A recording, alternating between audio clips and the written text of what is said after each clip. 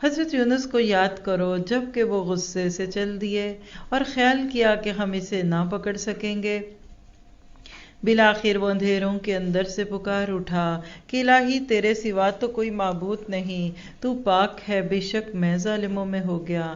تو ہم نے اس کی پکار سن لی اور اسے غم سے نجات دے دی، اور ہم ایمان والوں کو اسی طرح بچا لیا کرتے ہیں۔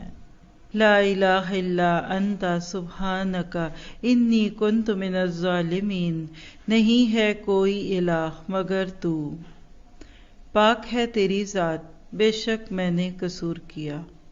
حضرت یونس علیہ السلام کی مچھلی کے پیٹ میں یہ دعا آپ کو مجھے اپنے دکھوں اور غموں کے وقت یاد رکھنی ہے، تاکہ ہم بھی یہ دعائیں اس وقت مانگیں جب ہم کسی مشکل میں پھنس چکے ہوں۔ اللہ ہمیں آزمائشوں میں ڈالے بغیر اپنی رحمتوں میں رکھے، اور اس آیت کریمے کو اللہ تعالی ہماری بھی زبانوں پہ جاری کر دے، اور ہم جس کام پہ نامینیٹ کیے گئے اللہ اس کو پورا کیے بغیر کبھی ہمیں اپنی جگہ سے نہ ہٹانا، مرتے دم تک ہمیں اپنے انہی کاموں پہ رکھنا، اور اللہ ہماری بات میں پھر اثر بھی ڈال دے۔ ہمارے ایمان ایسے نہیں ہے کہ ہمیں کوئی جھٹلاتا ہی رہے اور ہم پھر بھی کھڑے رہیں، تو نتائج سے بے نیاز کر کے اے اللہ ہمیں روز اپنی اپنی جگہوں پہ بیٹھ کر اس کام کو کرنے والا بنا دے۔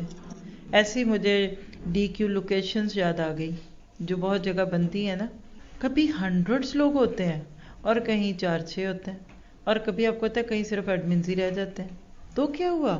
سارے امیر نہیں ہوتے، سارے غریب نہیں ہوتے، سارے صحت مند نہیں ہوتے، آپ بیٹھے رہیں، فرشتے دوسروں کی جگہ کو پورا کر دیں گے، کام کرنے کا موقع مل جائے، یہی کامیابی ہے۔ باقی تو سب بونس ہے، بلکہ آزمائش ہے۔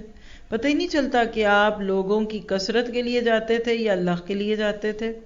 تو لکھ لیجئے، ایک پیغمبر نے دعوت کے کام کو تکمیل سے پہلے چھوڑ دیا تو یہ قصہ پیش آ گیا۔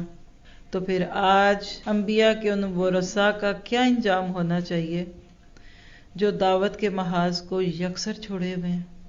آج پوری دنیا ایک بہت بڑی مچھلی بن چکی ہے مسلمانوں کے لیے، جس کے پیٹ میں ہم اس وقت چیخ رہے ہیں، چنگھاڑ رہے ہیں۔ دعوت کو قبول کیجئے، دعوت اللہ کو اپنا مشن بنائیے، دیکھیے یہ دنیا پھر آپ کو کیسے باہر اگلے گی اور آپ کی زندگی خوشیوں سے بھر جائے گی۔